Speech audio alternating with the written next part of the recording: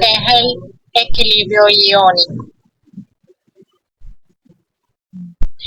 Cuando hablamos de equilibrio iónico, nos referimos a todo aquello que evidentemente, como ya nosotros lo vimos en equilibrio químico, tiene que existir un equilibrio entre las concentraciones y las velocidades de las concentraciones. En cuanto a lo que es el equilibrio iónico, nos vamos a referir a lo que son ácidos y bases. ¿Okay? Anteriormente hablábamos de medios acuosos, gaseosos, ¿okay? Ahora vamos a hablar de lo que son ácidos y bases. En la cotidianidad nosotros podemos ver que existen algunos compuestos químicos que son ácidos y otros que son básicos. ¿Okay? Dentro de las características de lo que son ácidos tenemos a todo aquello que tiene sabor agrio, reaccionan con metales como zinc, magnesio, hierro, producen hidrógeno gaseoso.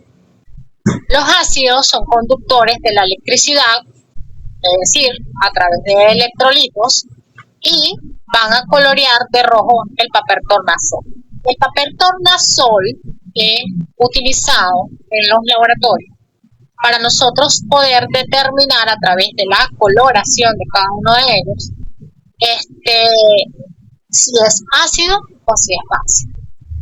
Si por ejemplo tiene color rojo, anaranjado, amarillo fuerte, estamos hablando de que estamos en presencia de ácidos.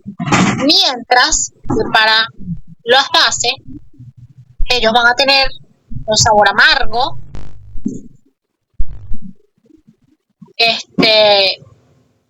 van a tener un tacto resbaladizo en nuestra lengua. ¿Por qué? Porque son bastante como babosos.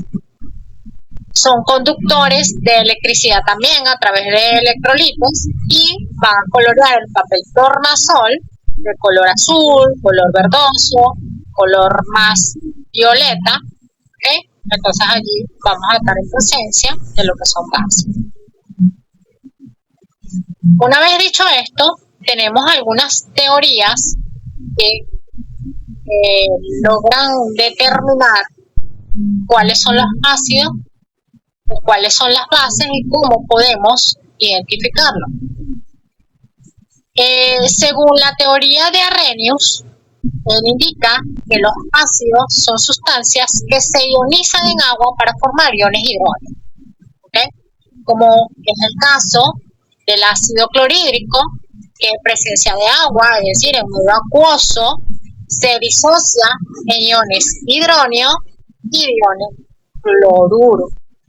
Estos iones hidróneos son los que me van a mí a definir cuando estoy en presencia de un ácido. ¿Ok?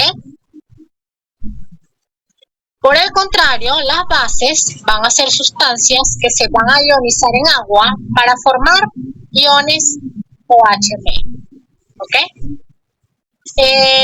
Como sería el caso del muy conocido hidróxido de sodio, que en presencia de agua o en medio acuoso se va a disociar en iones sodio y iones oxidrilo o hidroxilos, que es OH-.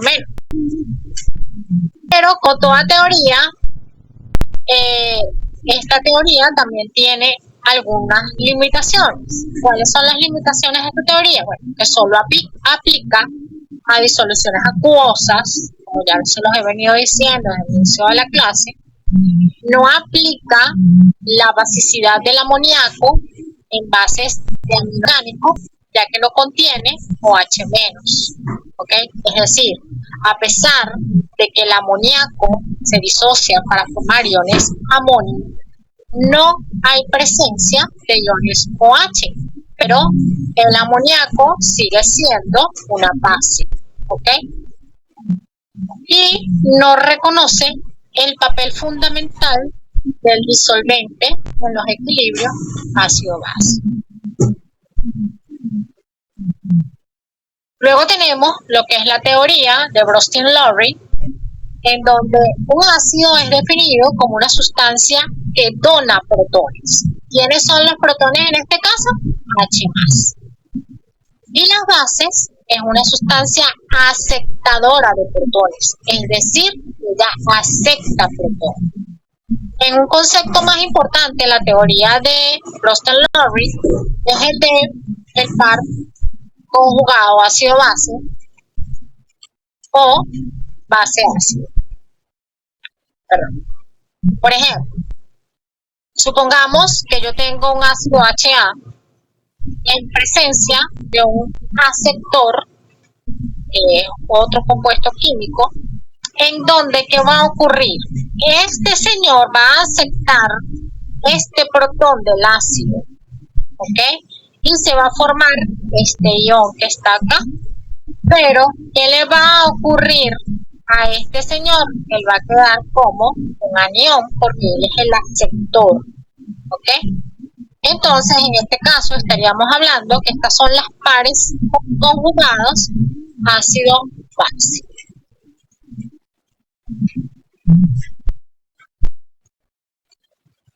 Supongamos que tenemos un ácido en presencia de agua, en donde este ácido le va a donar este protón al agua y se forma el ion hidróneo H3 o más, pero él va a quedar como un anión ameno.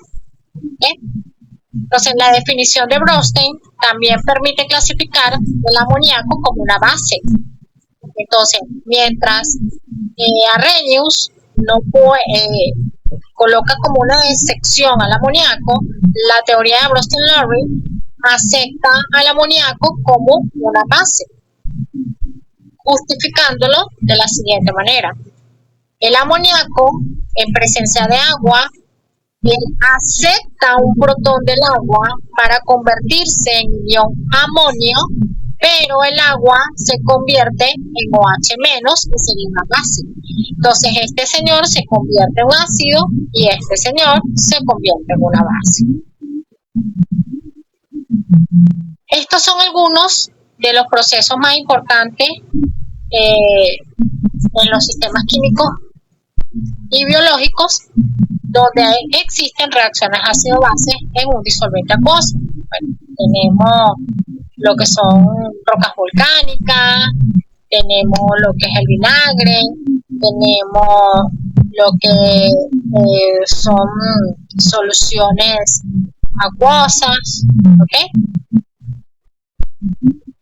Luego tenemos lo que son las propiedades ácido-base del agua. ¿Cómo actúa el agua en un proceso ácido y base? Fíjense que acá el agua tiene todo su octeto, ¿ok? Tiene sus 8 protones para completar su octeto. ¿Qué pasa? Que cuando él reacciona con otra molécula de agua, él va a aceptar un protón de esa agua y se va a convertir en un ácido que sería el H3+ y el OH-. Entonces él se va a disociar de esta manera. Agua, él le da un protón a él, se convierte en el ion hidróneo, que es un ácido conjugado, y él queda como OH-. Entonces, de esta manera, estaríamos en presencia de lo que es la autoionización del agua. Entonces, la constante de equilibrio, ¿okay? Pero en este caso de equilibrio iónico, sería entonces la concentración de los iones hidróneo por la concentración de los iones OH entre la concentración del hidrógeno.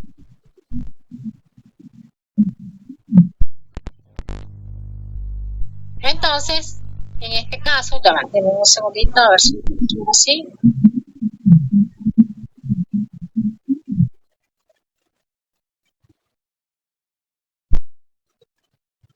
Entonces, en este caso, tendríamos que la concentración o función del agua va a ser, ya aquí esto no me deja ver a mí,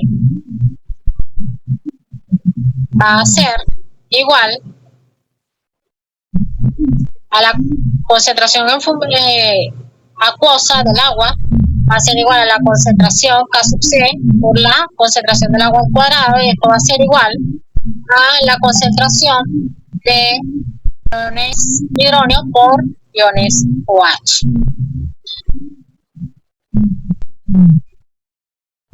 El agua, como ustedes bien lo saben, y yo lo he dicho en reiteradas oportunidades de clase, el agua a 25 grados centígrados, que son condiciones estándares, ¿ok?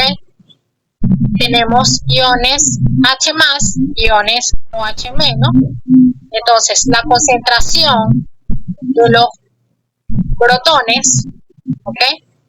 Cuando yo hable de H3 o más, o hable de H+, es exactamente lo mismo, ¿ok? Estamos hablando de iones hidróneo. Y la concentración de los iones hidróneo va a ser igual a 1 por 10 a la menos 7, ¿ok? Entonces, a 25 grados centígrados, para el agua pura, una disolución acuosa cumple que, como tengo iones hidróneo y iones OH y la concentración es exactamente la misma, entonces podríamos decir que la constante de ionización en función del agua va a ser igual a 1 por 10 a la menos 14. ¿Me copian hasta aquí, muchachos?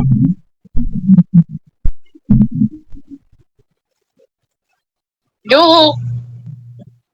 Sí, profe. Sí, profesora. Sí, profesora. Okay. Sí. Gracias. Sigo entonces. Esta gráfica que ven acá es la representación de lo que es las concentraciones en función a qué, en función a la acidez o basicidad. Observen que cada vez que va aumentando la concentración, va aumentando también la concentración de los iones hidróneo. Pero solo en este momento es cuando tengo el equilibrio. Entonces, las concentraciones de los iones hidróneo y de los iones OH- son muy pequeñas, porque 1 por 10 a la menos 7 es bastante pequeño, ¿ok? Entonces, conviene trabajar con números más grandes, por eso hablamos de lo que es el concepto de pH.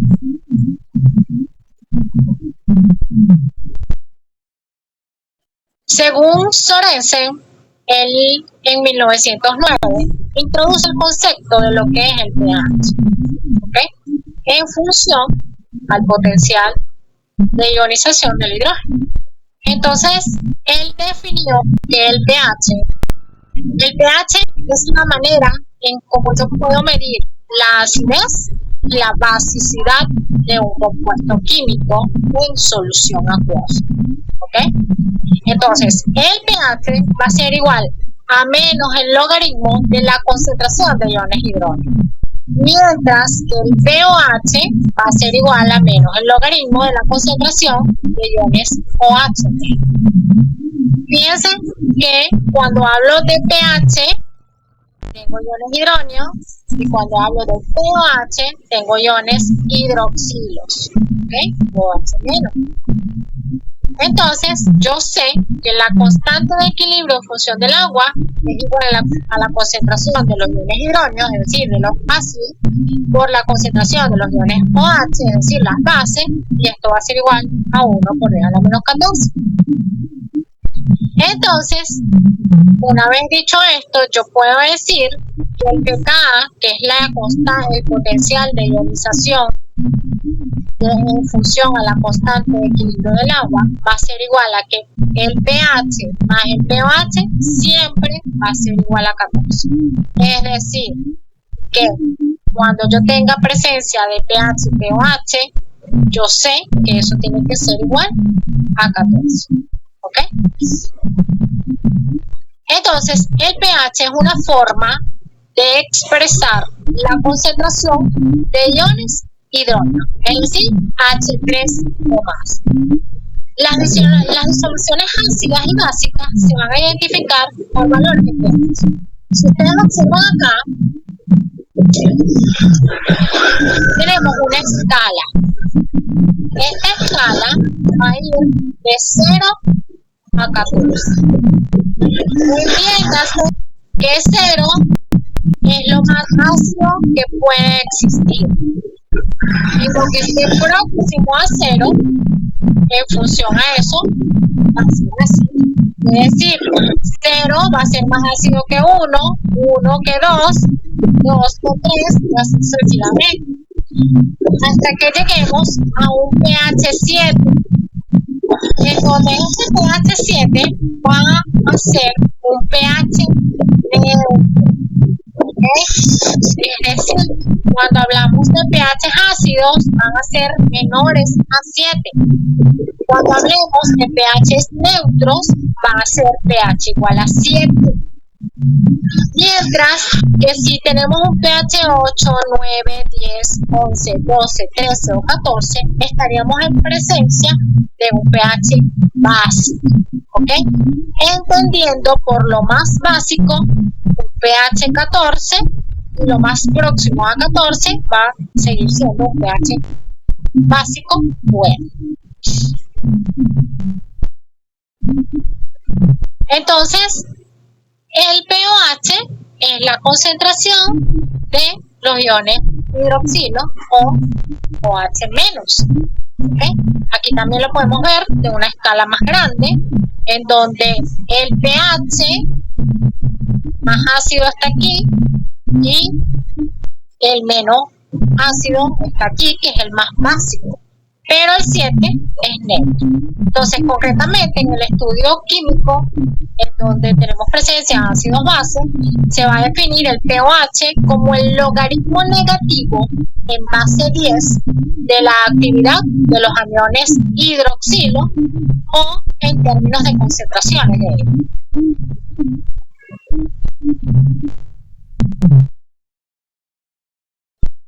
Aquí podemos ver algunos ejemplos en donde podemos ver quiénes son más ácidos y quiénes son más básicos o alcalinos. Entiéndase que cuando hablo de básico y alcalino es exactamente lo mismo. ¿Ok?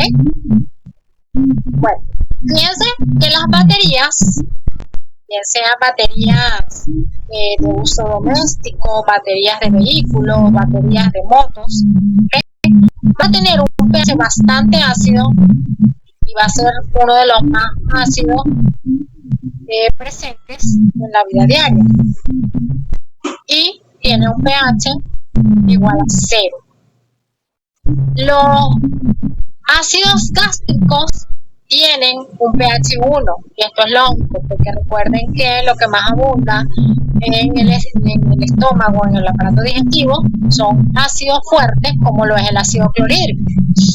Y él va a presentar un ácido o un pH igual a 1.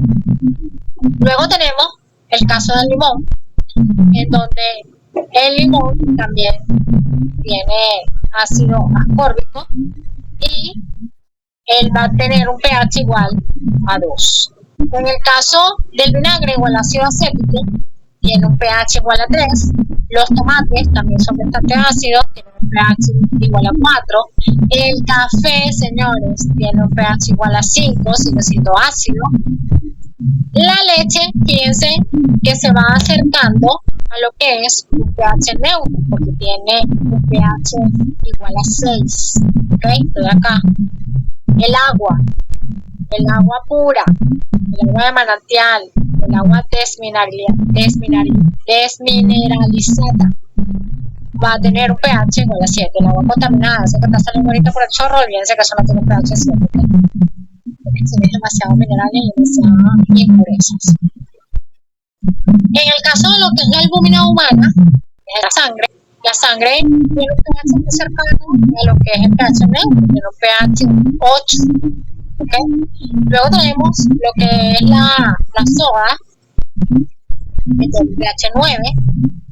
Los antiácidos tienen pH 10, porque se supone que los antiácidos deberían de tener un pH básico para que puedan neutralizar a los ácidos. Porque siempre las bases neutralizan a los ácidos y los ácidos neutralizan a las bases. ¿Okay? Luego tenemos lo que es una solución de amoníaco. Hablábamos del amoníaco y los iones amonio, que van a tener un pH igual a 11. La soda, pH 12. Los blanqueadores, es decir, el cloro, tiene un pH 13. Y los limpiadores también tienen pH básico 14. Recuerden que el hidróxido de sodio tiene pH básico y es una base fuerte, ¿okay? Porque está localizada por acá. Luego vemos lo que son la fuerza de los ácidos y las bases, sabiendo que los ácidos y las bases fuertes son electrolitos fuertes que se van a ionizar completamente. ¿A qué me refiero con que se van a ionizar completamente? Bueno, los ácidos fuertes y las bases fuertes en presencia de agua van a tener una reacción de manera irreversible, o son reversibles, en donde se van a disociar completamente. Por ejemplo, el ácido clorhídrico, como ya les indiqué, es un ácido fuerte. Es un ácido que tiene un pH entre 0 y 1, ¿okay? Que en presencia de agua, es decir, en medio acuoso, se va a disolver completamente en lo que son los iones hidronio, o H3 o más, y los iones cloruro. ¿Okay? Entonces, otros ejemplos de ácidos fuertes son, además del ácido clorhídrico, está el ácido nítrico, que es este señor, el HNO3, y está el ácido perclórico, que es el señor HCl4, y tenemos lo que es el ácido sulfúrico, que es el H2SO4. Esto es para el caso de los ácidos. Para el caso de las bases, ¿ok? Tenemos estas señoras que están acá, es el hidróxido de sodio, que en presencia de agua se va a disolver completamente en iones sodio y iones hidroxilo. ¿Okay?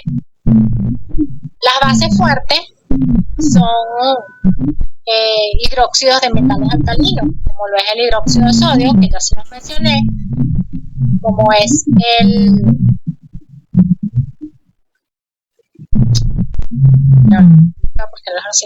como lo es el hidróxido de potasio y como lo es el hidróxido de potasio. ¿Okay?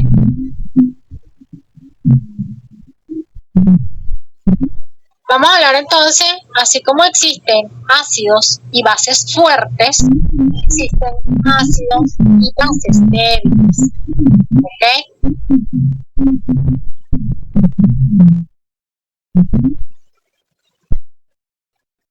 En este caso vamos a hablar de lo que son los ácidos y las bases débiles que se van a ionizar,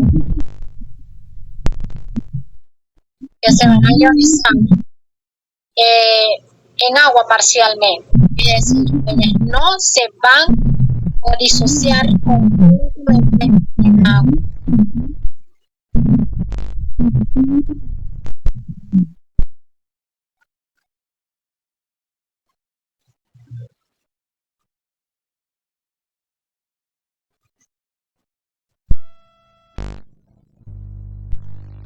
Aquí estoy respondiendo al mensaje. Listo. Ok, seguimos acá entonces. Les decía que los ácidos y las bases débiles no se van a disociar completamente en agua, a diferencia de los ácidos y las bases fuertes que sí se van a disociar completamente. Por ejemplo, el ácido fluorhídrico, que es el HF, en presencia de agua, sí va a existir un equilibrio. Fíjense que tenemos la doble flecha, en donde este tipo de reacciones de ácidos débiles son reacciones reversibles. ¿Okay? Entonces, fluorhídrico en presencia de agua, y este señor le dona un protón, el ácido fluorhídrico se forma lo que es, el ácido fluorhídrico le dona un protón al agua, se forma el H3O más y queda el ion fluoruro. Son ejemplos de ácido débil: ácido fluorhídrico, ácido acético. ¿Quién es el ácido acético? ¿Quiere que me lo responda? El vinagre.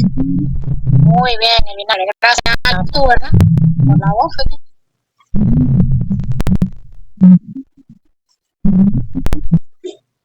Fui yo. Mentirosa, Clau.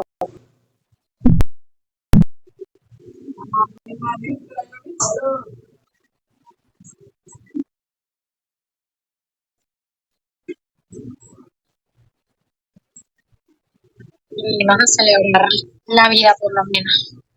Ajá. Los días piquen su torta, comen bastante, cómanse todo lo que quieran. No importa que nos digan gordos, que nos digan flacos, que nos digan feos, que nos digan bonitos.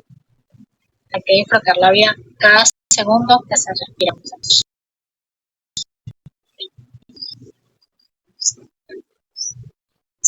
Así para nadie. No hace mucho chicas con el COVID, con esto, de verdad que. Pero nada, Dios nos va a dar la fortaleza para seguir adelante y eso es lo importante. Retomando aquí los ácidos débiles y los ácidos fuertes. Entonces, dentro de los ácidos débiles tenemos el ácido fluorhídrico, que es el HF, el ácido acético, que es el vinagre, y que es el H3COOH. Este es el ácido acético, este señor que está aquí. ¿Ok? Luego tenemos el amoníaco, que no lo explicó en la teoría de Reynolds, pero el resto de las teorías sí lo han explicado, en donde él en presencia de agua, ¿qué hace? El agua le dona un protón al amoníaco para convertirse en ion amonio e ion OH-. Entonces aquí sí podemos explicar cómo es una base débil. Bueno, aquí seguimos teniendo algunos ejemplos, esto que está acá, de lo que son ácidos y bases. Tenemos ácidos como son el ácido clorhídrico, el ácido bromhídrico, el ácido yohídrico, el ácido perclórico, ácido nítrico, ácido sulfúrico. Dentro de las bases más comunes tenemos el hidróxido de litio, hidróxido de sodio, hidróxido de potasio, hidróxido de rubidio, hidróxido de cesio, hidróxido de magnesio, hidróxido de calcio, hidróxido de estroncio e hidróxido de oro. ¿Okay? Esos son los más comunes. Ok, dentro de los ácidos débiles y su constante de ionización ácida, ¿cómo va a estar expresado? Bueno, igualito que antes. Las concentraciones de los productos entre las concentraciones de los reactantes, con la única diferencia de que ahora vamos a trabajar con ácidos y bases. Entonces, la constante de equilibrio va a ser igual a la concentración de iones hidróneo por concentraciones de los iones que se asocien en el agua entre la concentración del ácido por concentración del agua. ¿Okay? Entonces, la constante ácida, Ka, constante de acidez, va a ser igual a la constante crioscópica por la concentración del agua, y esto va a ser igual a la concentración de los iones hidróneo por la concentración del ion que se disoció entre la concentración del ácido que estemos trabajando. Un ejemplo de ello, el ácido acético, en presencia de agua, forma iones acetato y iones hidróneos. La concentración de él va a ser igual a la constante de ionización va a ser igual a la concentración de iones acetato por la concentración de iones hidróneos entre la concentración de ácido acético por la concentración del agua. Y esto nos va a decir, fastidio con esta IA que no me deja ver nada.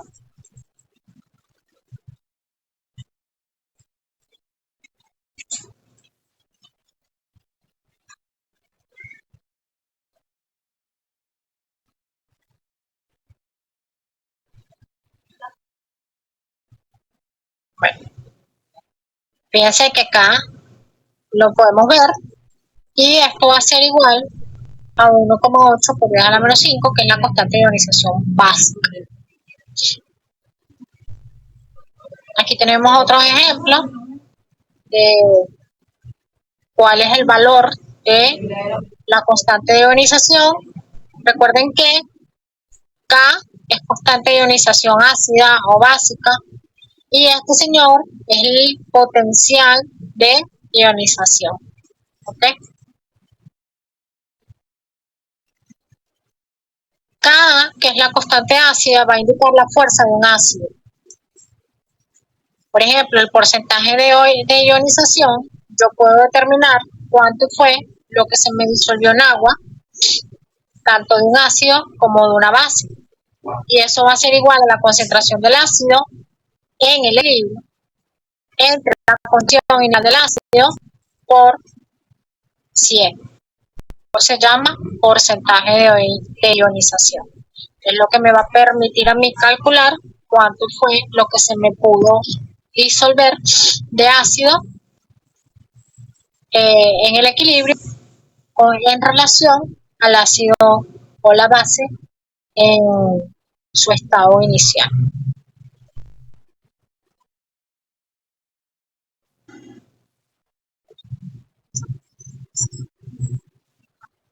En la constante de ionización de los ácidos conjugados tenemos el ácido acético en presencia del agua, forma iones acetato y iones hidróneo, en donde la constante de va a ser igual a la concentración de acetato por la concentración de iones hidróneo entre la concentración del ácido por la concentración del agua.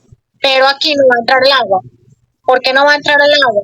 Porque resulta y acontece, que yo les dije láminas anteriores, que la constante de ionización del agua es muy pequeña, es 1 por 10 a la menos 7 de iones hidróneo y 1 por 10 a la menos 7 de iones OH, que al multiplicar una con la otra me da la constante de ionización del agua, que es 1 por 10 a la menos 14. Entonces 1 por 10 a la menos 14 es muy pequeño, entonces se desprecia prácticamente. Entonces la base conjugada, que va a ser los iones acetato y el ácido de los iones OH. Bueno, aquí seguimos viendo lo que son más ácidos fuertes y ácidos débiles. Fíjense que va desde aquí hasta acá. Y en relación a las bases más débiles, va en relación inversa. ¿Okay?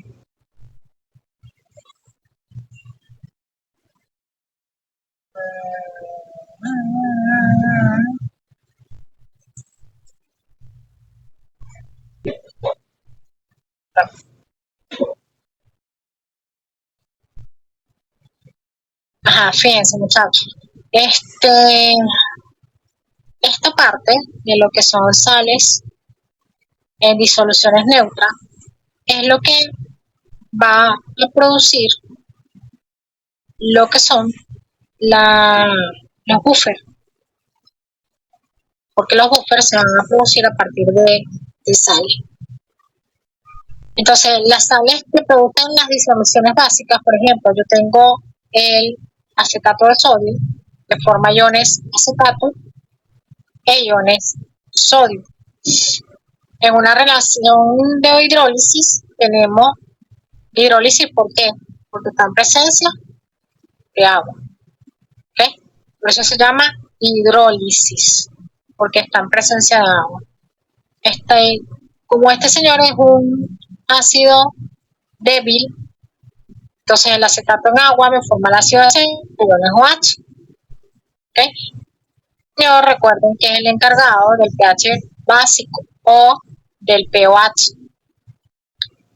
En un equilibrio de hidrólisis, ¿qué va a ser igual? El ácido acético por los iones OH, esto por esto, entre esto. ¿Okay? Y esto me da KW entre K. Otro ejemplo sería el amoníaco. El ion amonio, en presencia de agua, me forma el amoníaco, iones hidrógenos. Entonces, la constante ácida va a ser igual a la concentración de amoníaco por la concentración de iones hidrógenos entre la concentración de iones amonio. Y este señor, que está aquí, que es el H3 o más, es el encargado del pH ácido. ¿Ok?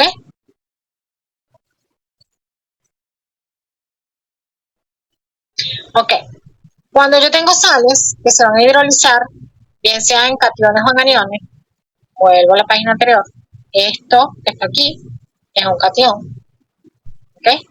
Pero esto que está aquí es un anión, ¿ok? A eso se refiere.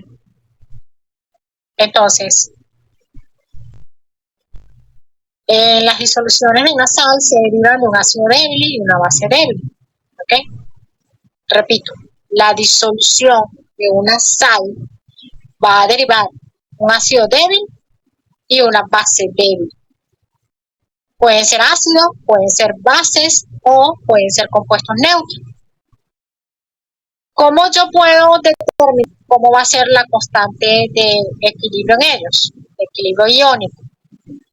Si la constante básica es mayor que la constante ácida, la disolución debe ser básica. Repito, si la constante de basicidad es mayor que la de acidez, la disolución es básica, porque el anión se va a hidrolizar en mayor proporción que el catión y habrá más iones de OH en el equilibrio. Mientras que si yo tengo una constante de basicidad menor que la constante de acidez, la disolución va a ser ácida, porque el catión se va a hidrolizar en mayor proporción que el anión y habrá más iones H+ en el equilibrio. Pero si la constante de basicidad K sub B es igual a la constante de acidez K sub A, la disolución va a ser neutra. Repito, KB igual a KA, disolución básica. KB menor que KA, disolución ácida. Y KB igual a KA, disolución neutra.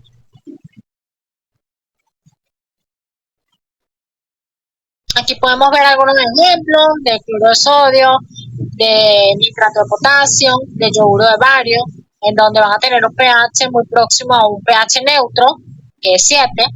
Tenemos el cloruro de amonio, tenemos el nitrato de amonio, tenemos el cloruro de acetato de amonio, que el pH es menor a 7. Si es menor a 7, recuerden que es ácido. Tenemos el tricloruro de aluminio, el nitrato de cromo, el clorato de hierro, en donde tienen pH igual ácidos menores a 7. Pero el cianuro de sodio, el fluoruro de potasio, el carbonato de sodio van a ser aniones y el pH va a ser mayor a 7. Si el pH es mayor a 7, estamos en presencia de pH básicos. El cianuro de amonio, el fluoruro de amonio y el carbonato de amoníaco van a tener pHs mayores a 7, básicos o muy cerca de neutros. Como la sangre, ¿no? O la leche. Exactamente. Okay. En el caso, por ejemplo, de los ácidos de la base de Lewis, podemos definir que un ácido de Lewis es una sustancia capaz de aceptar. Lewis es una sustancia capaz de donar electrones. Es decir, acepta electrones. Y cuando hablamos de base, este concepto es bastante general. Cuando hablamos de Lewis o de Lewis, estamos hablando de lo que es la regla del octeto.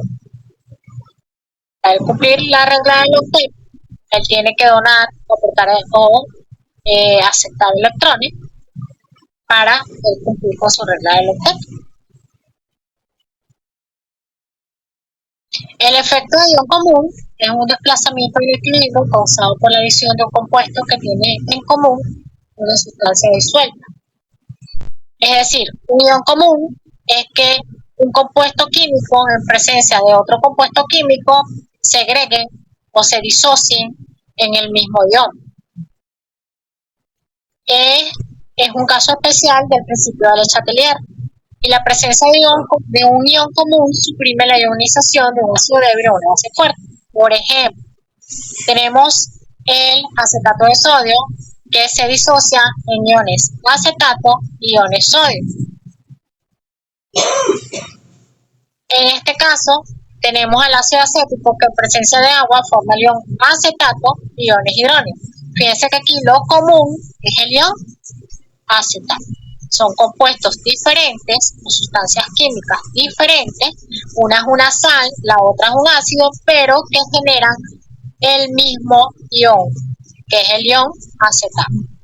¿Okay?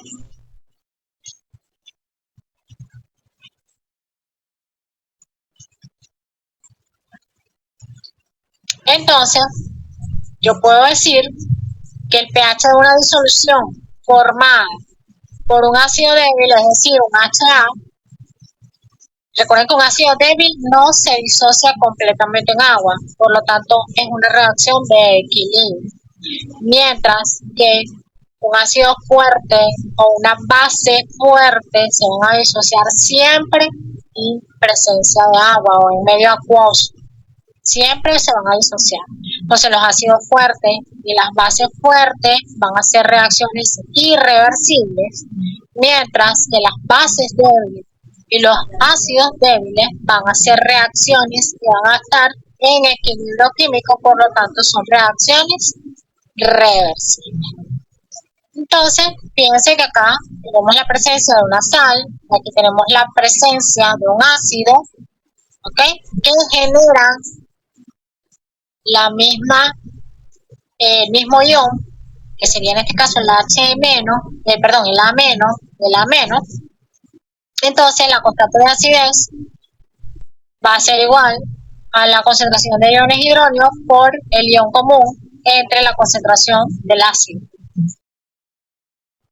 Entonces, tomando estos logaritmos, ¿en qué va a concluirse? Bueno, lo importante aquí es que el pOH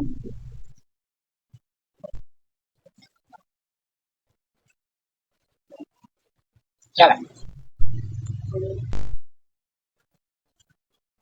No sé cómo eliminar este cintillo aquí.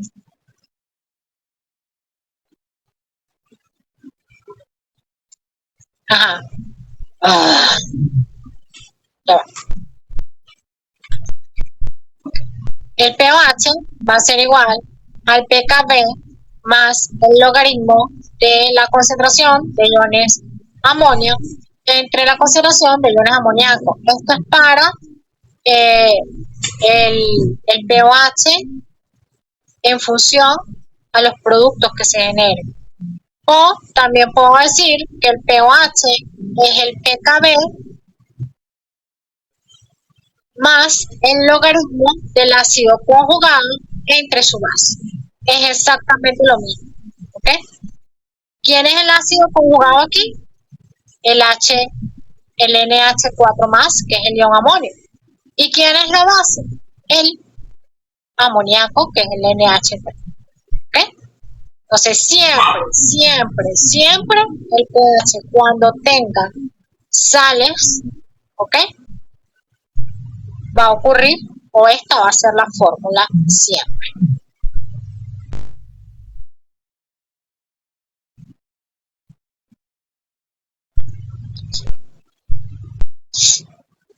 Ok, entonces en una disolución amortiguadora, soluciones buffer, aunque bueno, lo que pasa es que el tiempo apremia.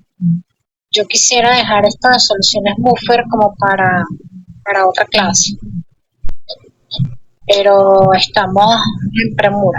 Déjenme, ya nos quedan unas pocas bastantes páginas.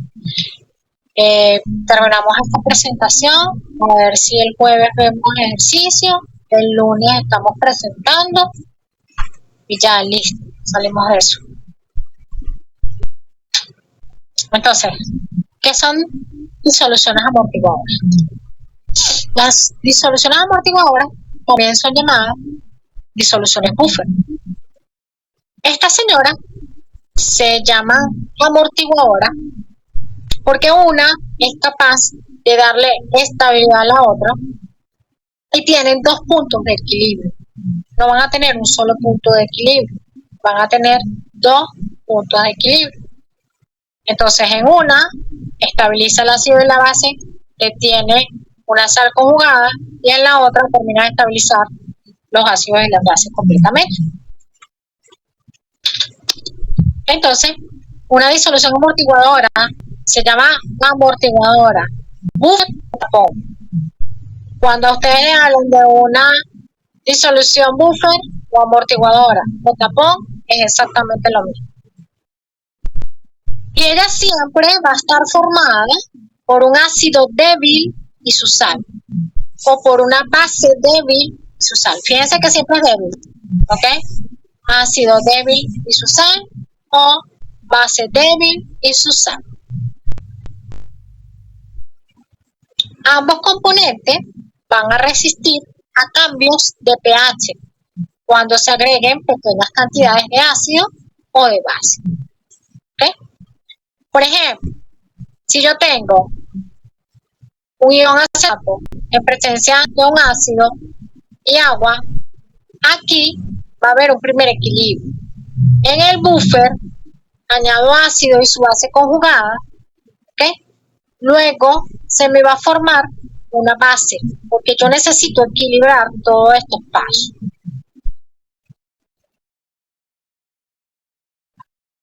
Por ejemplo, estos son ejemplos que no quiero, no, esto no lo quiero ver ahorita.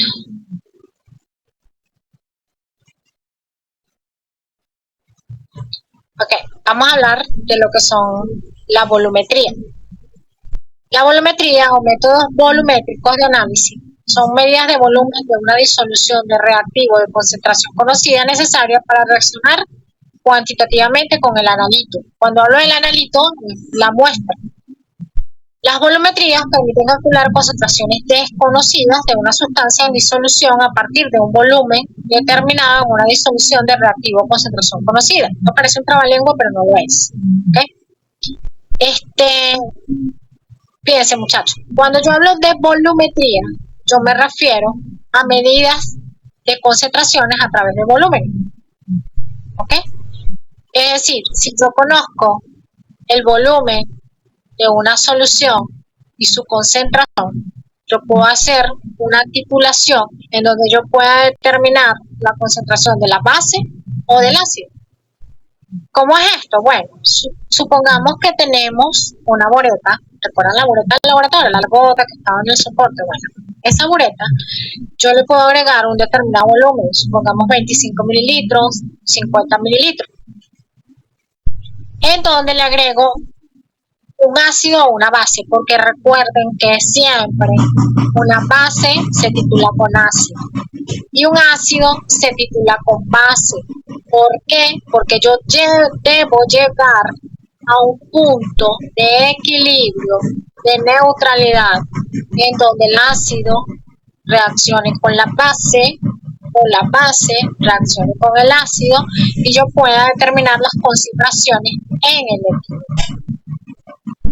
Como les decía, supongamos que tenemos una bureta de 25 o 50 mililitros, en donde ya yo conozco mi volumen de inicio, conozco la concentración que coloqué allí. Supongamos que voy a titular a hidróxido de sodio con ácido acético. Es decir, el hidróxido de sodio es una base fuerte y el ácido acético es un ácido débil.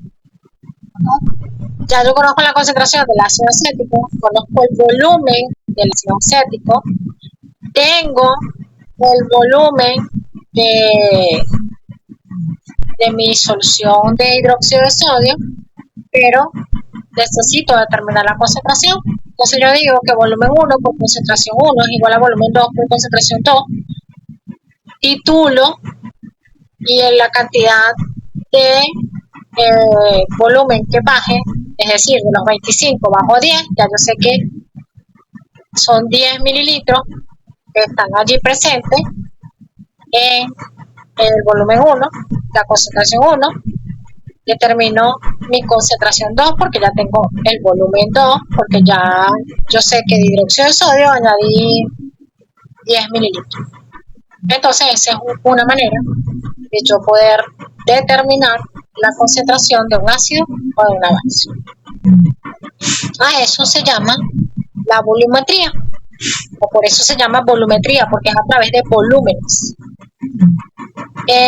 ¿Cuáles son las características de este tipo de reacciones? Son completas, hay una estequiometría definida y son de manera rápida. Las reacciones químicas empleadas son ácido-base, son precipitaciones, son ácido-base. ¿Por qué? Porque cuando ocurre una precipitación, quiere decir que un compuesto químico reaccionó con otro compuesto químico y me formó un compuesto químico sólido que se va a depositar en el fondo de mi solución. Precipitación es diferente a sedimentación. Por ejemplo, la arena en agua sedimenta. ¿Por qué? Porque no reacciona con el agua. En cambio, el hidróxido de sodio, en presencia de ácido clorhídrico, me forma cloruro de sodio y él si hace una reacción química, por lo tanto precipita cloruro de sodio.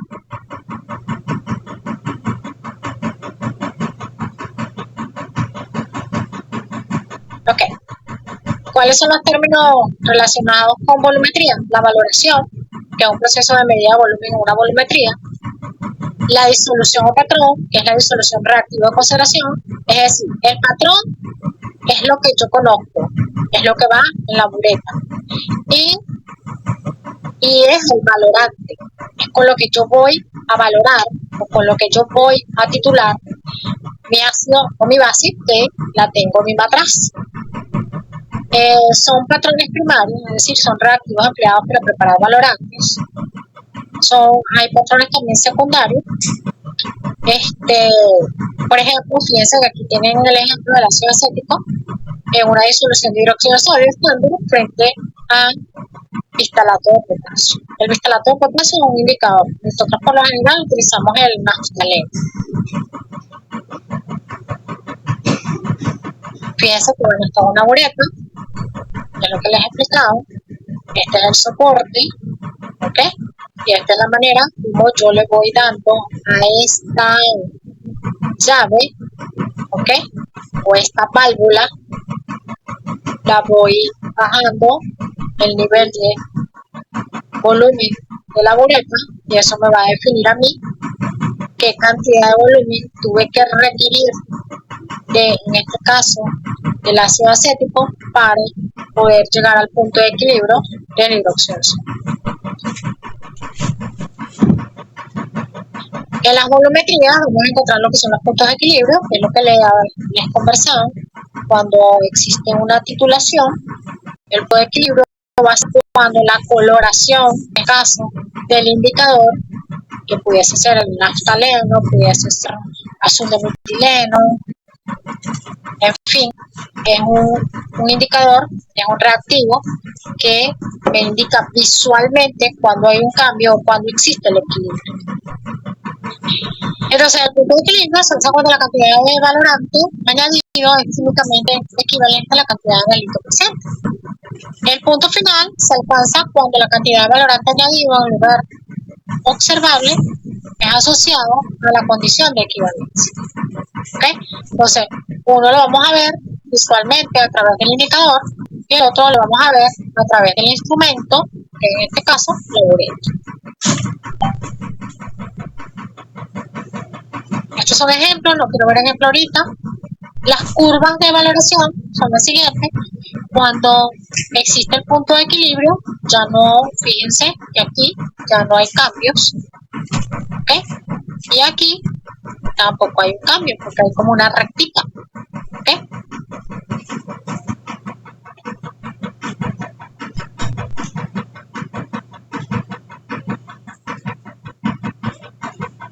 Bueno, de Dentro de lo que son las volumetrías, tenemos las directas y las retrocesos. Las directas es cuando yo logro dar en el punto de equilibrio exacto, pero las de exceso cuando me paso de ese punto de equilibrio. La coloración, por ejemplo en el caso del naftaleno, la coloración en vez de ser clarita va a ser anaranjada porque me excedí.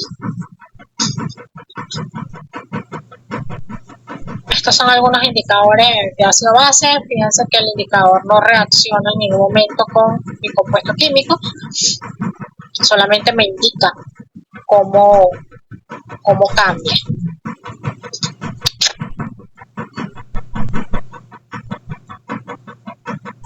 Estos son algunos ejemplos de valoraciones de ácidos fuertes con base fuerte, pero esto no... Vamos a ver. Esto es un ácido débil con una base fuerte. Fíjense que aquí tenemos dos puntos, que era lo que yo les hablaba cuando tenemos presencia de un buffer. ¿Okay? Fíjense que hay prácticamente como dos puntos de equilibrio, uno acá y uno acá.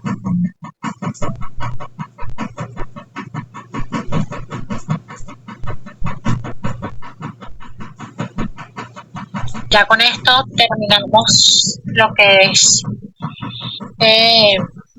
equilibrio iónico. Inclusive podemos ver lo que es un buffer.